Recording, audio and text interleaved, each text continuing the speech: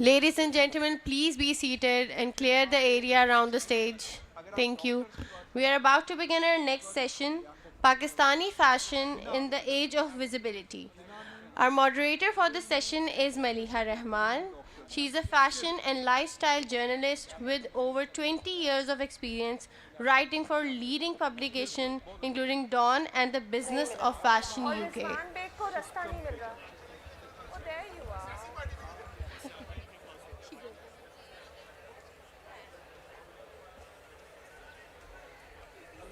Over to you, Maliha. I'm waiting for Rizwan Beg to turn up and then I'll start. He's just making his way to the stage.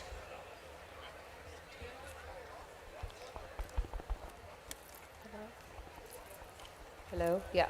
Mic check.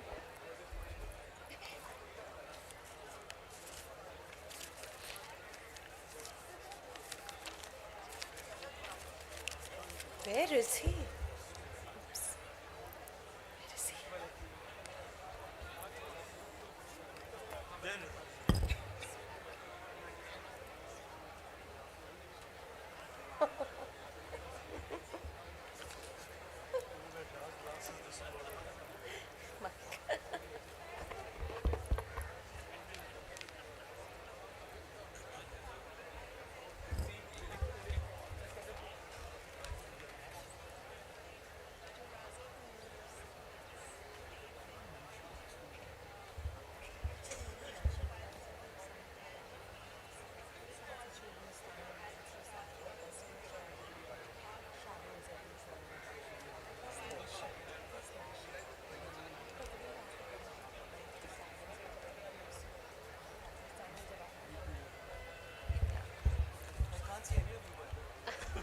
Rizwan, you have to take off your sunglasses in order to do that.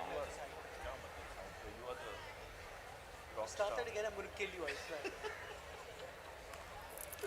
Do we start? Okay, so we're starting now. Welcome everybody to our panel discussion on Pakistani fashion in the age of visibility. We were all very excited about this session and we still are. However, it's sad that clouding our excitement was the recent incident in Islamabad. It's so sad that anything that happens, any exciting or happy thing that happens in Pakistan is followed or shadowed by a moment of sadness. So our hearts are heavy, but life must go on. So we're continuing with the panel discussion. I'd like to add that this is the first time that fashion is in the spotlight at KLF, long overdue, and I hope that it persistently stays there. Fashion is an industry which not only dabbles with artistic expression but also commercialism. There are so many interesting aspects to it, and I have the most interesting panel with me, some very illustrious people who will be sharing their experiences and telling us the state of Pakistani fashion today in this new age where everything has to be visible and fashion is fast and disposable. So I have written down the intros because this is such an illustrious lot that I had to introduce them very properly. So I have with me Zahir Rahimtoola. He's an entrepreneur and a visionary. He has an in-depth understanding of e-commerce and fashion retail. He launched the multi-label brand labels back in '96, the first licensee of Levi's and Dockers, co-founded ecom.pk in ecom PK in 2012, developed digital solutions for major brands like Khadi, Bonanza, Al Karam and Generation. In my capacity as a journalist, I'd like to add that Zahir has always been a fountain of knowledge, always with all these in-depth analysis and information that's been very helpful to me. Currently, he has recently been appointed the director of the Thar Rail Connectivity Project by the government of Sindh. Next, I have Erica Robin, who stands apart as the very first Miss Universe Pakistan. She represented Pakistan at the pageant in 2023 and since then has been building her repertoire. She's been featured in a diverse range of fashion campaigns. She's recognized as one of the most versatile faces in the industry right now, has also attended the Cannes Film Festival in 2024 and is also actively involved in using her social media as a tool for social discourse. Next, okay, so there's Mushk, who needs no introduction in the modeling world. Leading Pakistani model, very diverse, associated with a large number of fashion campaigns, a recipient of 2 Lux Style Awards, and also she opened the fashion showcase for Stella Jean at Milan Fashion Week in 2019, which was a moment that we were all clapping for and cheering for her at that point. So, thank you. She continues to be one of the most in-demand faces in fashion, and she continues to look fabulous on the catwalk, look fabulous in fashion campaigns, and is always very versatile. She also recently launched her own label, Mushk by Mushk, and extended her portfolio beyond modeling to becoming an entrepreneur. Next, we have Ziad Bashir. Long description for Ziad Bashir. The Executive Director of Gulema Textile Mills, and a significant figure in Pakistan's trade and industrial landscape, the Vice Chairman of Pakistan Business Council, Chairman of Pakistan Retail Business Council, serves on the Prime Minister's Economic Advisory Committee, heading various task forces on the economy, Honorary Consulate General of Denmark in Pakistan, and the icing on the cake, he received an award in 2026 only by the Prime Minister in recognition of Gulema's standing as one of the country's leading exporter of home textiles. On to the designer who needs no introduction, Master Couturier, Rizwan Beyg. A pioneer in the Pakistani fashion industry, setting benchmarks because not only does he have a unique aesthetic, not only is his design impeccable, but he's always stayed true to his craft. And he's done Pakistan a great service by empowering artisans in the village and uplifting their work, making it commercial, making it stand out. And also, Rizwan's work is acknowledged and acclaimed all over the world. He continues to be one of the most prestigious, one of the most coveted names in Pakistani fashion today. And I also think that having him in the panel is unique because he's somebody who stayed true to his artistic integrity while also dabbling with commercialism. So now that we're done with that long list of introductions, let's start, team. Let's start. And since we're talking about Pakistani fashion in the age of visibility, and all of you have many years to Erica, you're relatively young, but you also know the workings. How has the customer evolved over the years? Who would like to start with that question? With answering that question. Ziad Bashir, you with your high street knowledge, how does the brand remain covetable with the Pakistani customer evolving constantly? I think the customer is evolving, that the customer needs a lot more attention because of social media and being bombarded with a lot of clutter. So brands have to be very selective on what they show them, because if they show them too much, the customer kind of gets turned off. There's no scarcity, there's no exclusivity. If you show them too little, you're not there, you're not present. And the customer also is looking at a good balance between, buying online and buying actually through physical retail. And I think physical retail is becoming more of a showroom than a retail experience. So you actually go there, you look at stuff, you can touch stuff, you can feel stuff, but you still want to buy online. The convenience of buying online is getting better and better. So I think the customer is evolving and expectations are going up every year. So how do you capture the interest of that customer? How do you separate yourselves from the clutter? It depends. I mean, some people get brand ambassadors, some people get influencers, some people... What do you do? We do a mixture of everything. I mean, you have to work at everything. So it's, you use different AI platforms, you use different influencers, you use different models, you have different people showcase.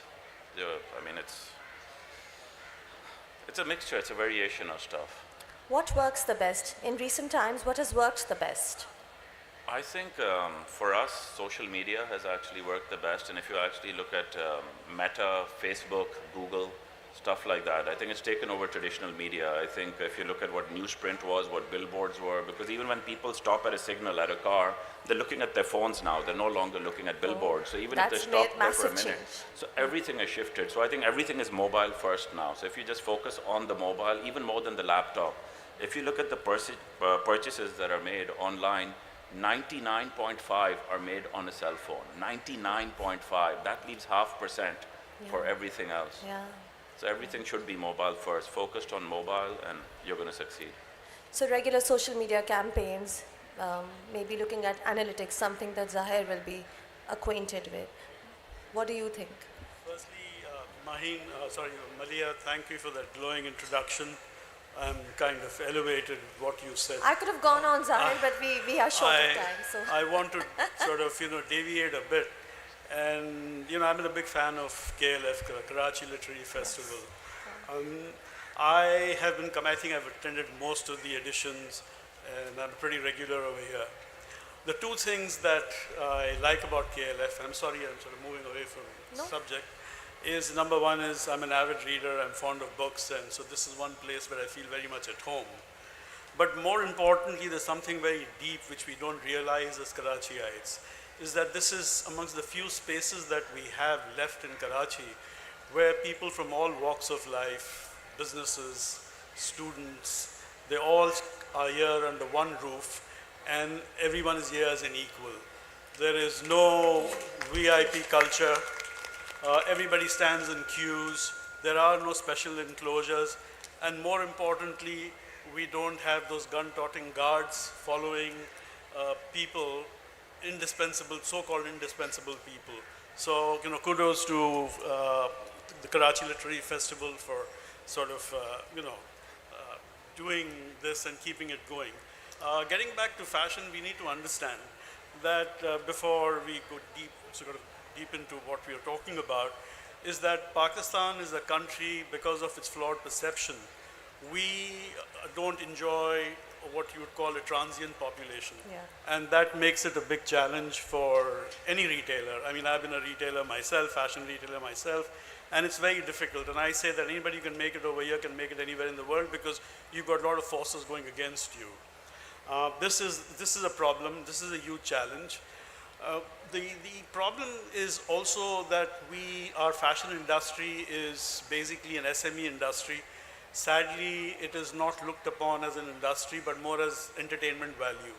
We've had fashion shows, and basically, if you were to ask me how much of business transients out of fashion, I think it's negligible.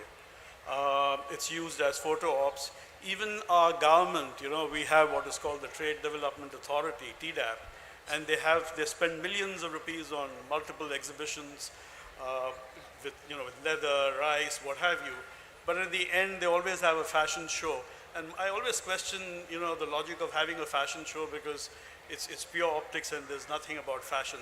So whilst fashion is a huge engine, and I tell you credit to our fashion retailers like Ziad and the Sana Safina of the world, I don't know if people realize that the quantum of fashion last year, fashion-related industry, was close to, I would guess, about $6 billion, if I'm not wrong, Ziad.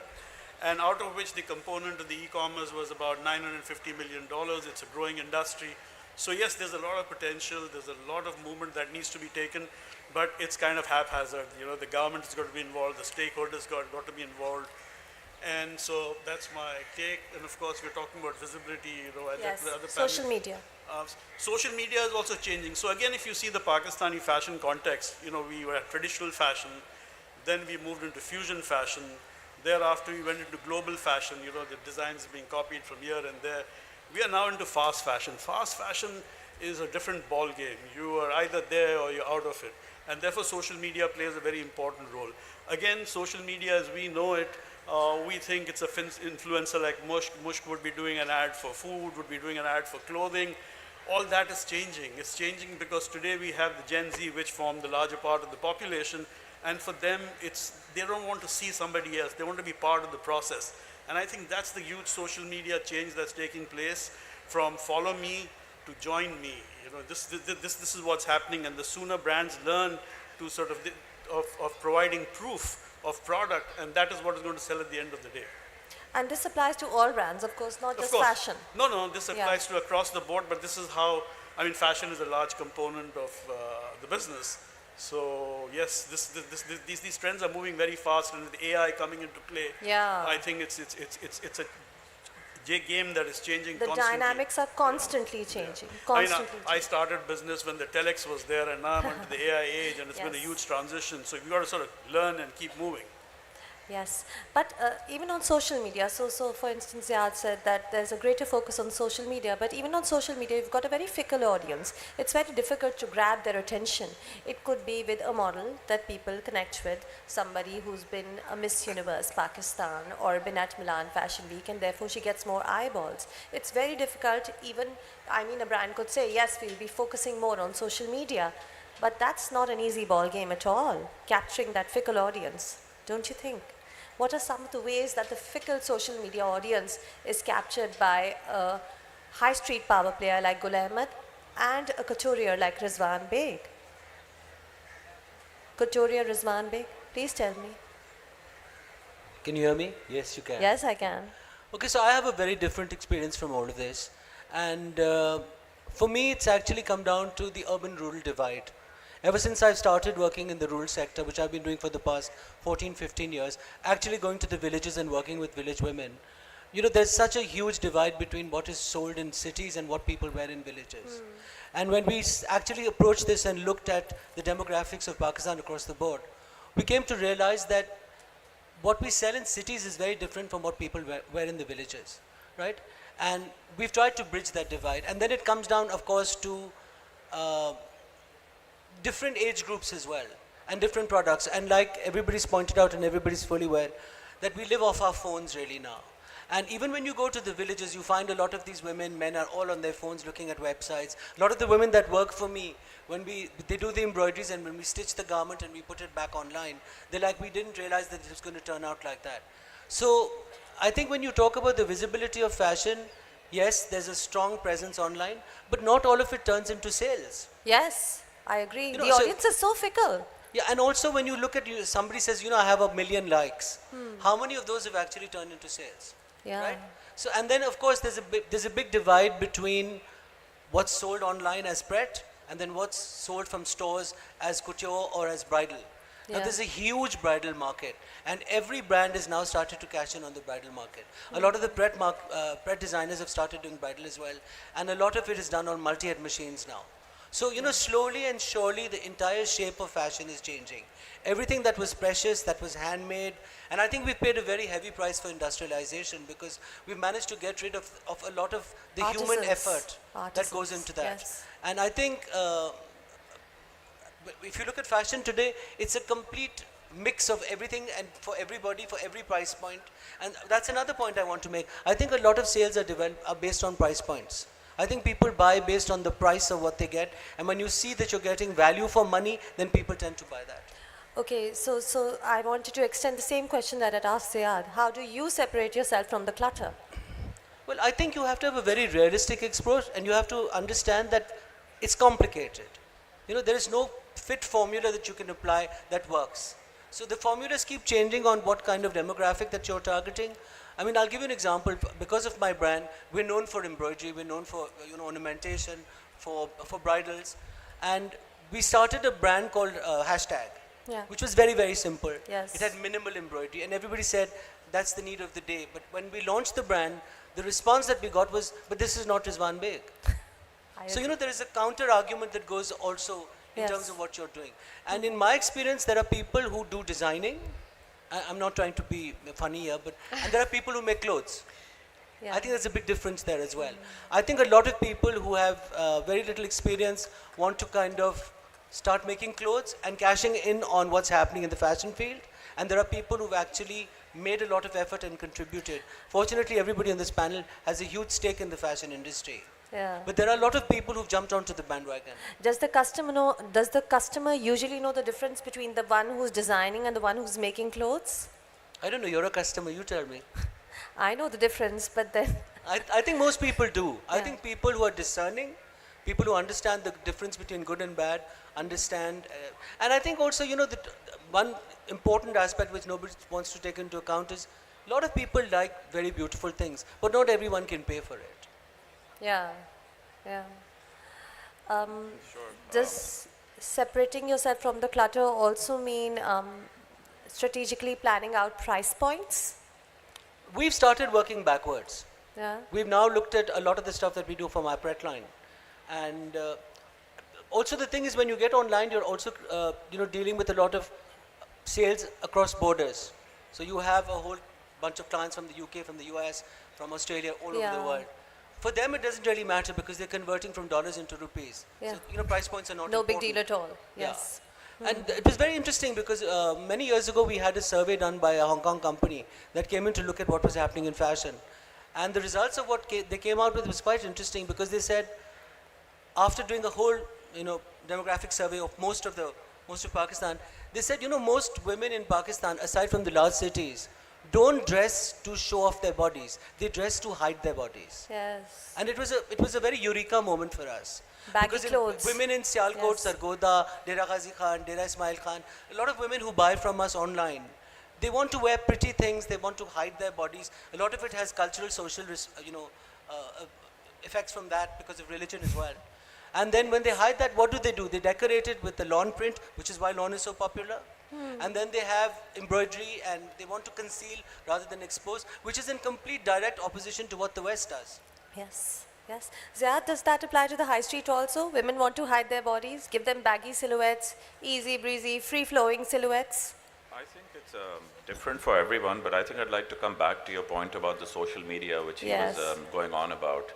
I think if you want to use social media effectively, you've got to actually go into the details. It's actually very data-driven, analytical.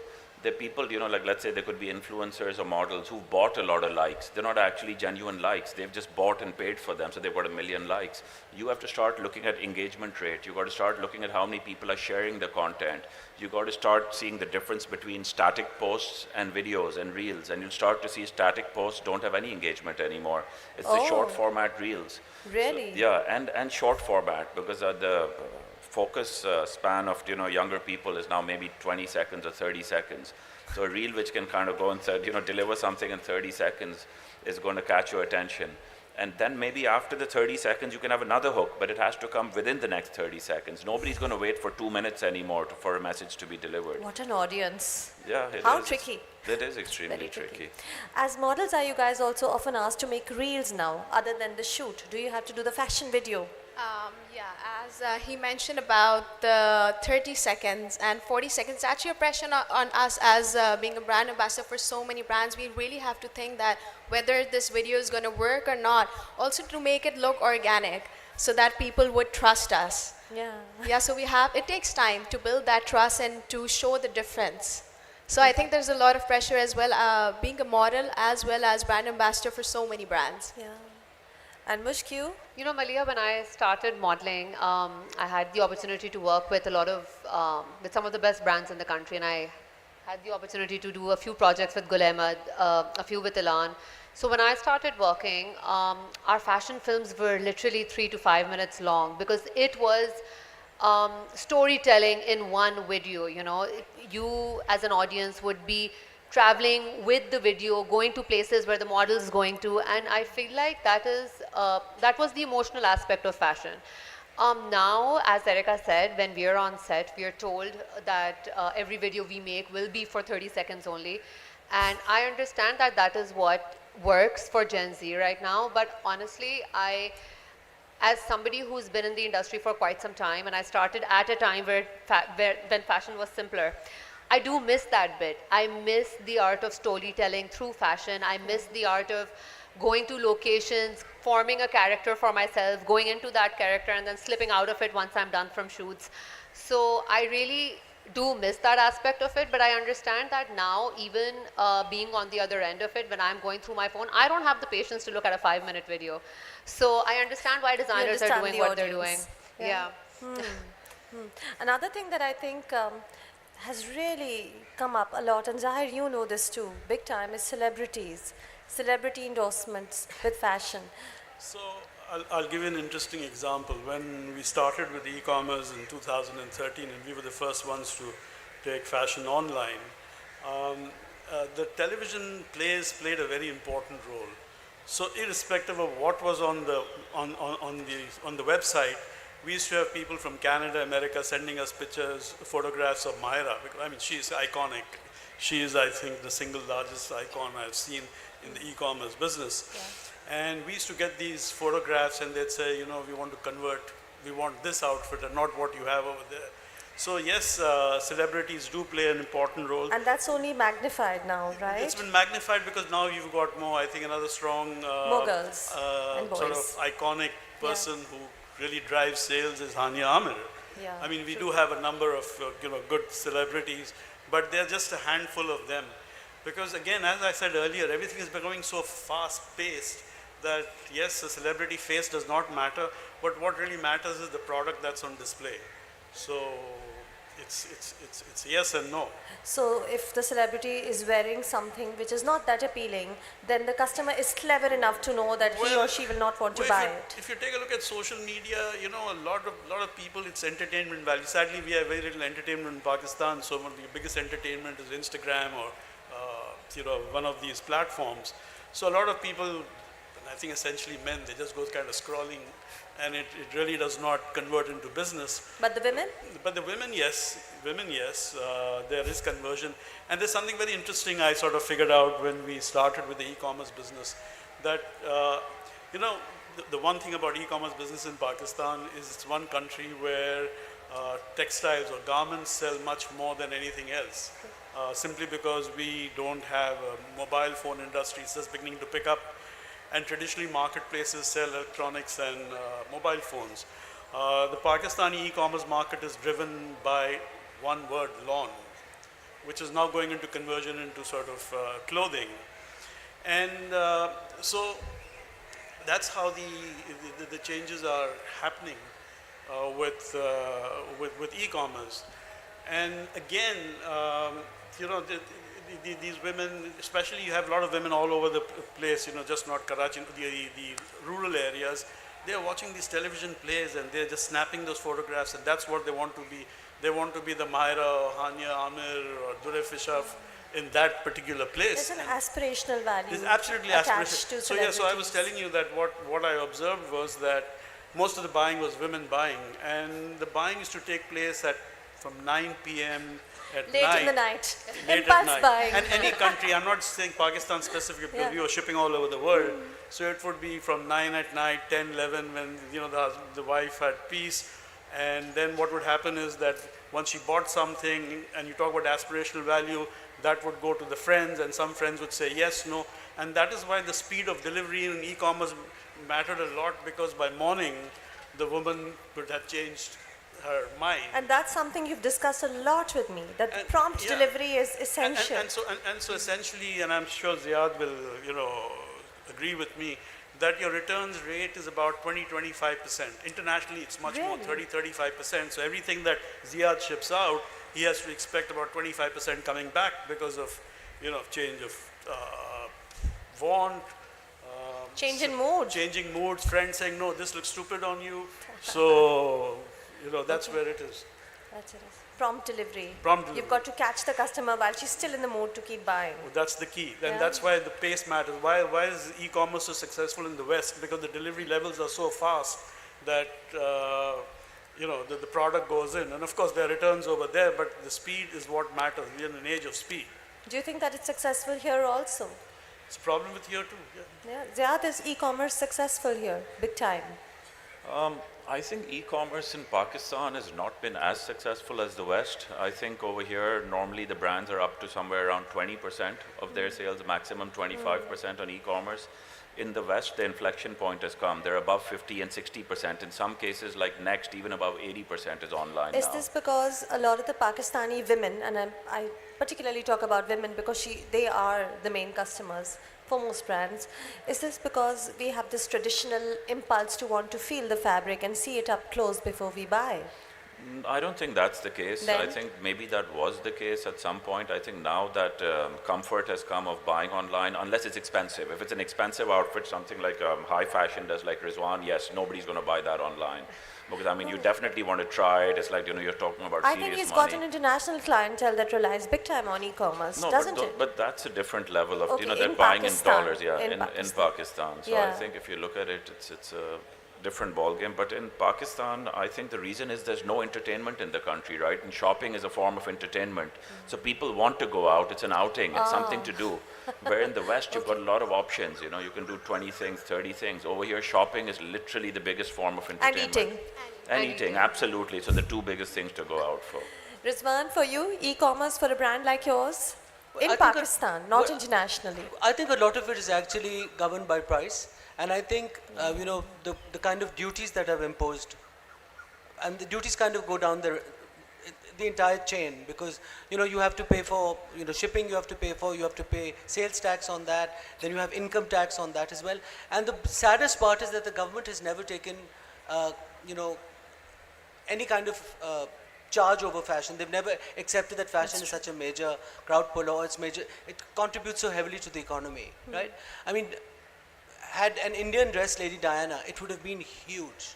When I dressed Diana so many years ago, there was no kind of response, there was no, acknowledgement from the Pakistan government, there is no support in terms of, I mean, we've had several talks as a whole, bunch of us have gone to the government and said, things like mannequins or things like, getting tailoring equipment or getting machinery to give us some kind of leeways on taxation, but there's no ownership of SMEs.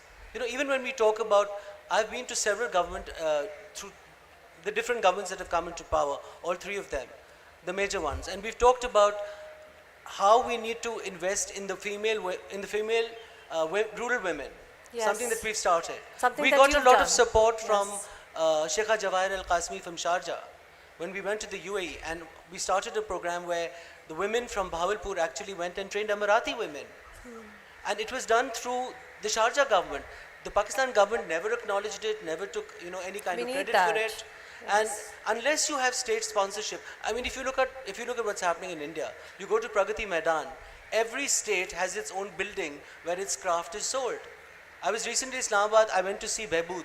Behbood invited me because they wanted some kind of design intervention on how they could improve the product. So when you go there and you find, Behbood has 5,000 women that work for them. But it never translates from the rural to the runway. And that is really, really sad, because what you're doing is you're wasting so much, manpower or women power in this state. And you're not, utilizing these women to create something. And I think that's very sad. It's very easy to kind of put up a, 25 crore factory and you're doing industrialization. But simultaneously, it is critical also to invest in the craft of what's happening, because a lot of the stuff that used to be made is slowly becoming redundant. A lot of the Bahawalpur chicken curry that my puppies or my grandmother used to wear, you can't see anymore. Craft is dying, So this is something that I've been very, very, conscious of, and I've worked very hard over the past 14, 15 years to maintain that legacy that has come down to us through generations of, artisans. But unfortunately, it's very precarious, and it's slowly on the verge of, becoming obsolete. Dying out, replaced by machine-made embroideries everywhere and cost-cutting, basically. I'd like to add on this, the consumer is as responsible, because we get a lot of complaints from customers and saying this is not right and this is not right. But the customer, we did an experiment. We made a kurta for 6,000 rupees, which was hand embroidered, and we sold a product that was machine made for a little bit more than 6,000. Nobody bought the handmade product. Everybody bought the machine made product. The price was the same.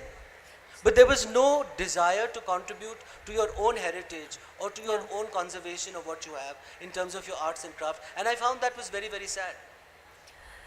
I don't know how that awareness will seep in. It's I tricky. think, sorry, go ahead. No, you were talking.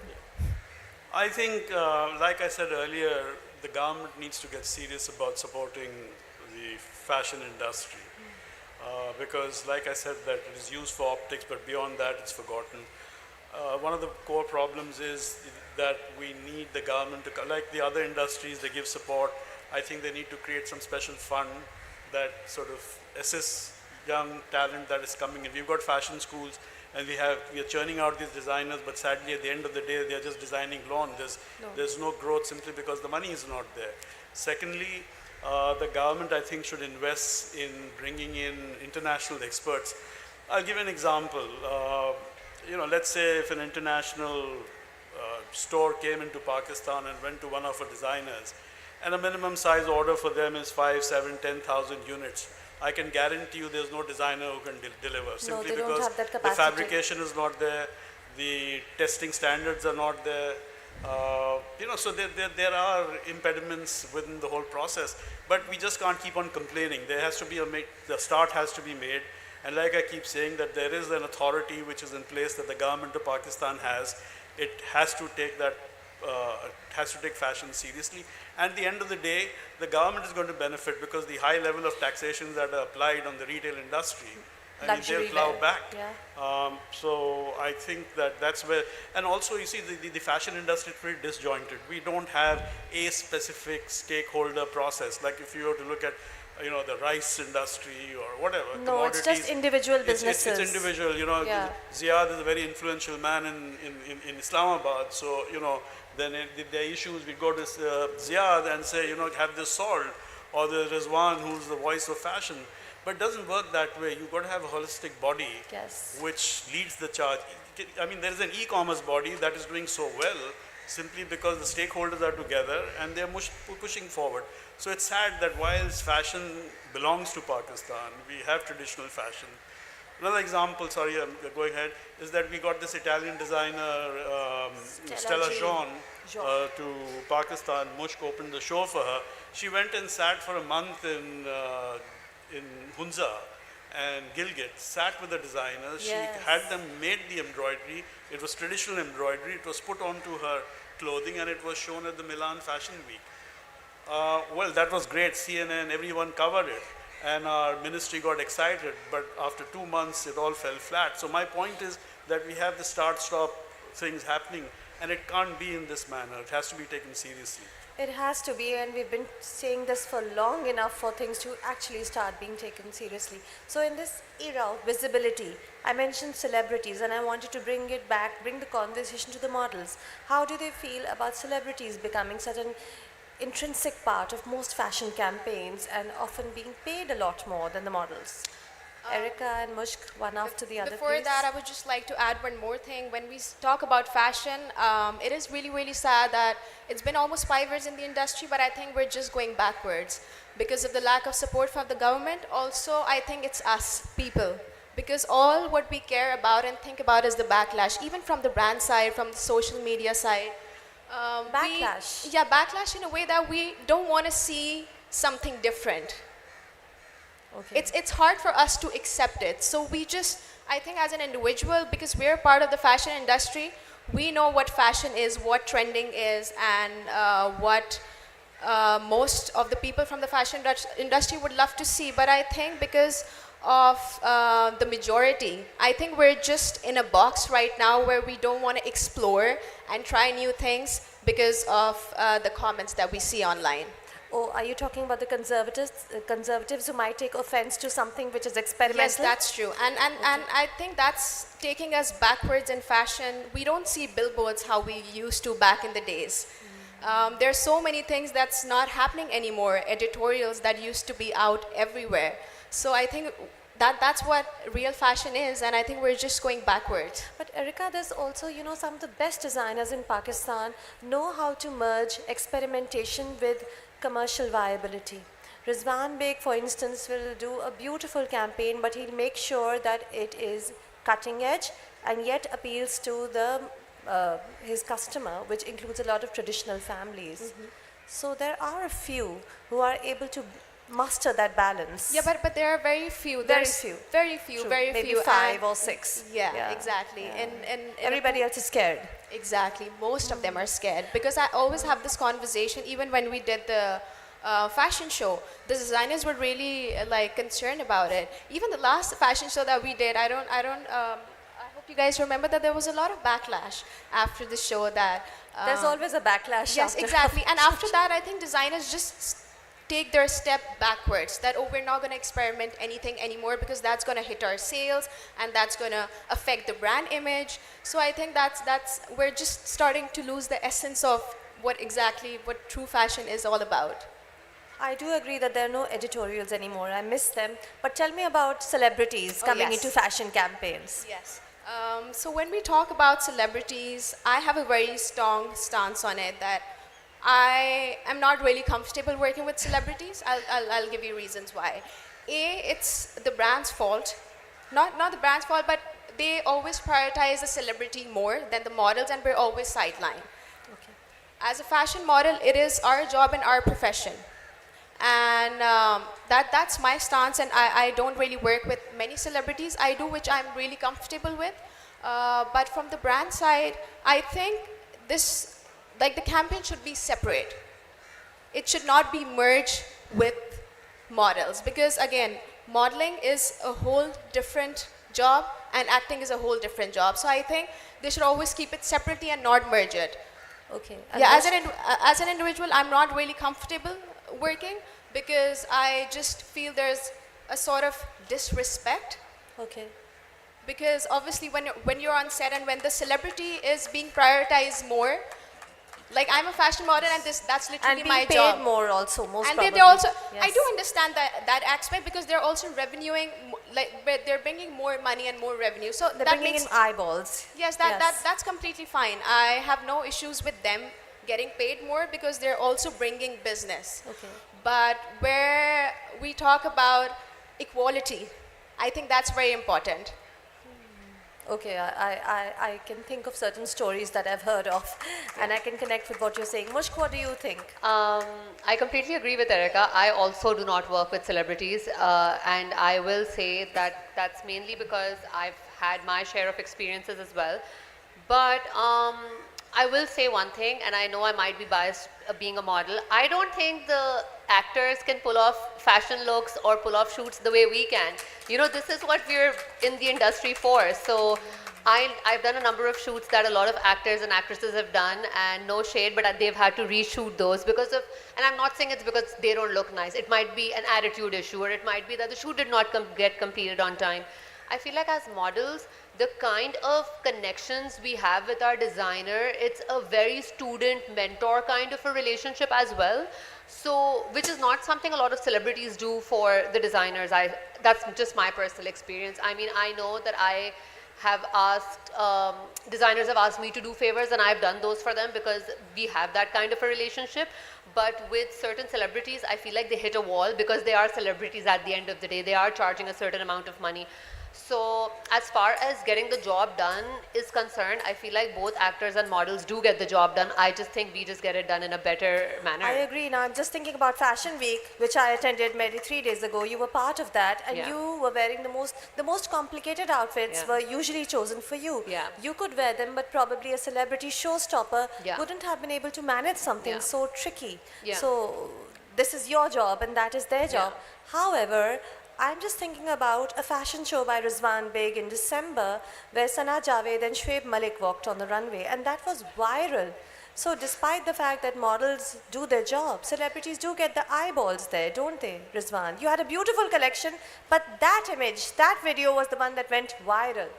So, you know, you have to compromise. At some point, you have to realize that if you want to build a brand, you need the eyeballs. You need to be visible.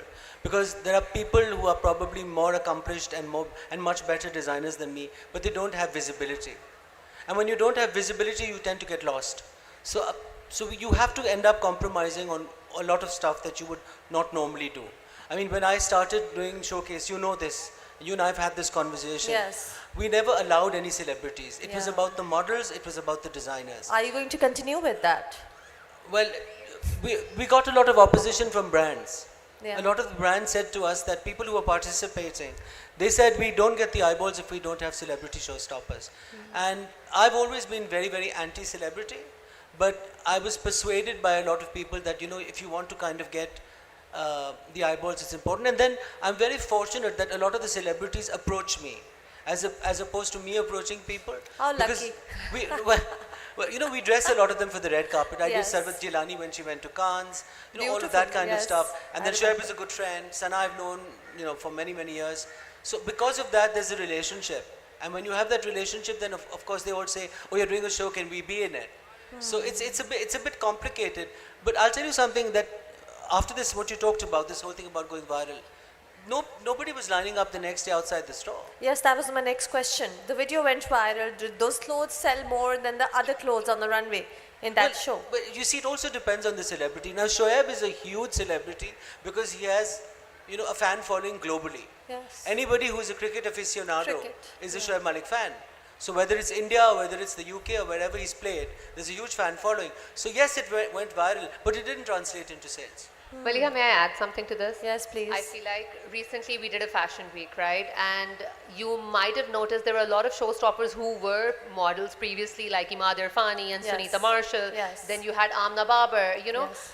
And I don't know if all of you, the panelists here, have had the time to go through the comments that were on the videos. A lot of people were really appreciative of how the shows were flowing because they were model-centric. So I remember there was a show that I was doing and they had an influencer couple open the show and I was reading the comments, and you know, I feel like now people have that awareness where they can tell when it's an actor who's uncomfortable in a certain outfit and who's not walking the way these other models are, and they're actually rooting for the models. So I feel like there has to be something that needs to be left for the models in this industry, you know. And for me personally, I just think that it's also, you know, models are they have a very big responsibility on their shoulders, because I feel like we also, as Erica said, are at the forefront of a lot of backlash, right? You don't see these actors doing the kind of shoots that we do, and we do face a lot of backlash for that. And I feel like, yeah, that's just what I wanted to add. I feel like when I have seen model-centric shows, I remember right out of COVID when we had the Elan solo show as well. Yes. Completely model-centric. You did not have actors. No. You had actors in the audience Yeah. for sure, but you had models opening, closing, wearing the beautiful garments, and that is what made the show a hit. The fact that you had people on the ramp, on stage, who could pull those clothes off, and I feel like Yes. this is what people forget. Visibility is only counts when, you know, your clothes look good. I mean, if your clothes look shabby, if the model isn't carrying your clothes well, or the actor isn't That's carrying your true. clothes well, then what good is that kind of visibility for you? Yeah, that's true. Adding on to her, I think it's the strength of the designer, because if you were to I look agree. at, Yeah. if you were to look at, I know I'll give you international examples. Look at Giorgio Armani, you look at Sabyasachi, or you know Manish Malhotra. For them, okay, they use celebrities and models, but what matters is the brand, and I think building the brand I think is very Manish critical. Malhotra is very celebrified. But still, you know, Let's not slot them in with the my others. point is that it's a well-known brand. Yeah, true. The brand And name it's in so, itself so, is so the unique. idea is the brand actually carries everybody through. True. And I think that's also critical. Yeah, so that Elon show, we were all there for Elon. It was a brand that excited us, Correct. regardless of. And there was a celebrity, Sana Javed. You're forgetting. I just didn't want to take that name because she's been spoken about, and I feel like we were talking about a controversy, and that controversy she wore centered the her. outfit. She wore one of the easier outfits. Yeah. I remember that show took place right after the pandemic. It's a show that is Yeah. very. I remember it because it was the first show after. You know, but COVID. Maliha, I will say that, yeah, I was just going to say that even during that show, you could tell that models were given their space, they were given their time on the ramp. It's not as if, oh, just because an actor is there, everybody else becomes irrelevant. So, Okay, yeah. so since we're running short of time, I'd like to move on to one very relevant topic, AI. That is something that's taken over fashion quite a bit all over the world also. It affects the high street brand, the way they plan out campaigns. It affects the couturier. He might decide to put an outfit on an AI model instead of a real one, and the models particularly might get impacted by AI. Do you feel the pressure that AI might be taking over in a lot of campaigns? It had already started taking. It has, When we yes. talk about AI, I think it has its own pros and cons, and we'll talk about that in detail.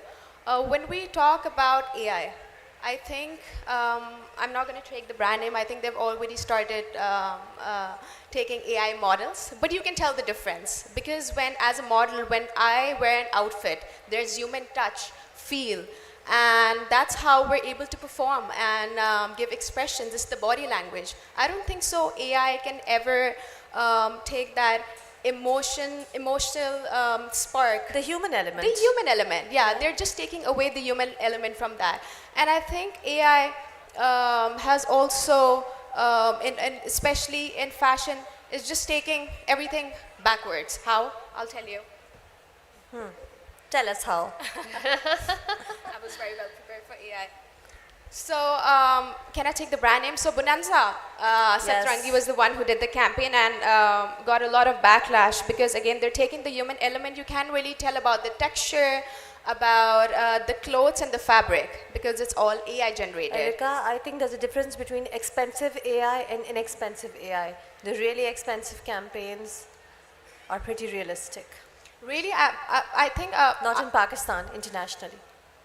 maybe in Pakistan as a fashion model, I can definitely tell the difference. Yeah, that's I can, true. I can That's true. definitely tell Yes. the difference, and I think it's also taking all the creative work and the labor work because you just put a prompt and everything is getting done. So we're taking all the creative work as well. So we're a lot of people have actually lost a lot of jobs because of AI. I agree. And AI is a tool to be used by humans, not to replace humans. We really need to understand it. It's a technology that should be used by human, not to replace them. And there are a lot of positive side as well if we look at it. For example, one thing that I've really noticed is animal cruelty at shoots where we use animals. I think if we use it in a correct way, we can replace that and use AI. Yeah. Because that's something that I've experienced, and I felt really bad, but obviously it was part of the shoot. So maybe if we use it in the right way, it can be really beneficial for us if humans use AI.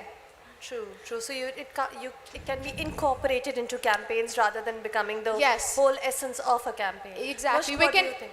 Sorry. Go Yeah, we on. can use like props, visuals, and locations which are not safe for us to travel. So maybe if we use it in that way, I think it can be very beneficial for us.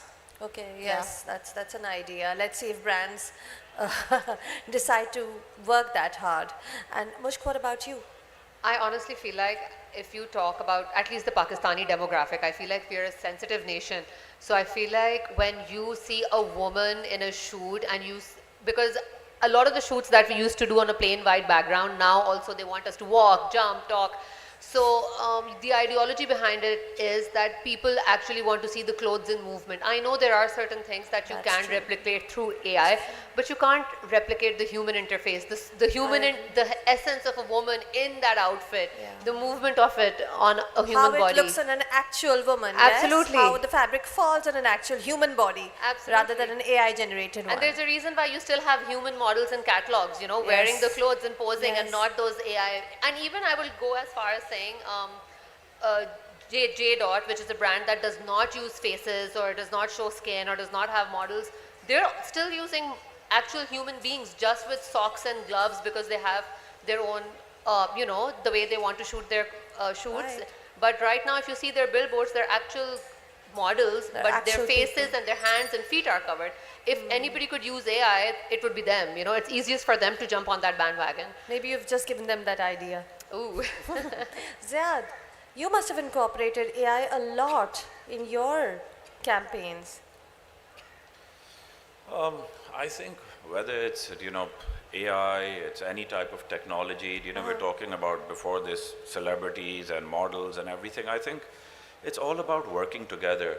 You're all part of a same ecosystem, and I think if you don't learn to work together, it's an era of collaboration. Confrontation is done. If you're going to be confrontational that I don't want to work with a celebrity, or I do not want to work with AI, or a celebrity starts saying I don't want to work with a model, no, we're all part of a bigger system, and we have to learn to work together. And if we work together, there's room enough for all of us to flourish.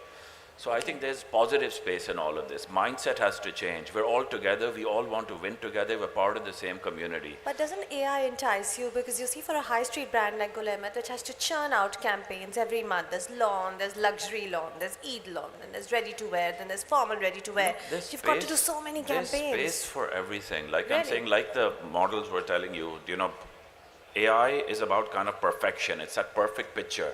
But it cannot give you presence. It cannot give you charisma. It cannot give you that. So that's missing. So yes, you'll have that perfect picture, but that's all it'll be. It doesn't have that human connect. So you'll sometimes dabble with AI and sometimes you won't? Well, of course, if you've got, let's say your e-com pictures which are just there to sell, which are just, you have got those 5 angles which you need to take. But on the reels and on everything else, it's human models. You need a It's real everything is person. there. Yeah, you Yes. need a real person And to do you do rely that. a lot on celebrities also? No, not so much Not on so celebrities. much. No, not so Yes. much on celebrities. And it's not for any other reason than the fact that we also, are a pure fashion player, and we feel that it's between the designers and the models, and that's a space which is kind of, has to be there between them. So we've not gone into that celebrity space. But, I'm not saying that there's a reason for them not to be there. I think everybody has a role to play, like Has I their own said. Space? And there's a question? Sure. Who do I ask? Him or you? Okay, sure. Please go ahead. Nobody has a mic. Thank you. Can everyone hear me? Is this on? Okay. What was the question? On? Okay, thank you. since we're talking about AI and since we're talking about image generation as part of the Pakistani fashion industry, I'd like to talk about the intellectual property implications of AI. Because plagiarism is unfortunately, it's such a huge part of the Pakistani fashion industry. And I can say, as a model myself, I'm extremely uninspired when I get a mood board at a shoot and they're just like, yehi kar dein. So I'd like to ask, I mean, unfortunately, I know attitudes towards plagiarism are unfortunately blasé. But what is the designer's perspective, or what is like a creative's perspective on it, and how can we guard against plagiarism, given that AI works, like models like that work off of a large data set of existing images. And I mean, maybe to put it simply, they summarize all of those characteristics and put it together into whatever image you want to create. And so yeah, I'd like to ask, how can we implement any sort of protection against plagiarism, especially in the age of AI? Yes, one of the biggest problems we have in Pakistan is there are no controls. We have fake websites replicating Rizwan, Beyg and other designers. So we actually need a consumer council that controls these areas. Plagiarism and fake sites are a sin within our industry. It happens all over the world, so it's not Pakistan. But yes, but the enforcement has to come from the government end, and that is why I keep saying that there has to be a stakeholder process. Otherwise, this is not going to end. And more importantly, more than plagiarism is the copying of having these fake websites, which is a huge loss of revenue, and it gives a bad name to Pakistan. So you're spot on what you've said, and I hope that people listen and bring some sort of controls. Like even when we have websites, there is no registration of website. You can open a website, I can open a website and sell anything. So these are controls that need to be enforced by the government. I'd also like to add something to this. We did a little bit of homework to look at intellectual property rights, because there was a time when we got copied a lot. And we were told very clearly, because of the law, it's not been converted into a law, intellectual property rights. If you do a khaka, which is a design, and it's a motif, and if that motif is copied, but the flower is made slightly smaller, or the flower is moved slightly to the left, you have no intellectual property rights. Because the entire property rights on the design that you put copyright on changes, just by that slight variation. And this, of course, has become an international scandal. Valentino got copied, Armani got copied, they went to international tribunals to find and sort it out, and they were told there is no such thing, because the flower that you had registered was moved a little bit, so it's considered a different design. Yes. So there's no way getting around this. Yes. Do we have time for more questions? One question? Okay, he's... Assalamu alaikum. Basically, I just wanted to tell about the fashion shows. I'm also a model. I see, these fashion shows in Karachi. A decade ago, there were multiple fashion shows organized by the SMEs. They have come across very, hard times, and they established their businesses in SMEs here in Karachi. But now fashion shows are very limited, in Karachi.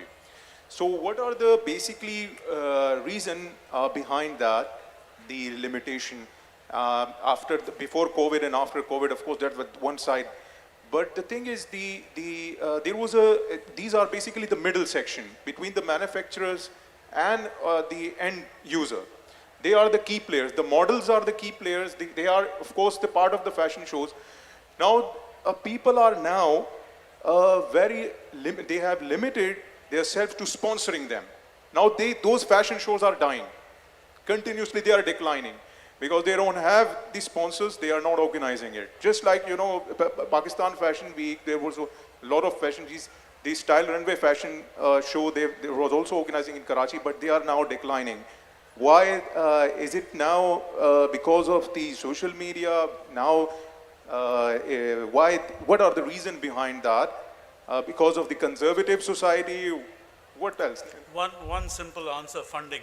Yes, no money. Sponsors. I think it's.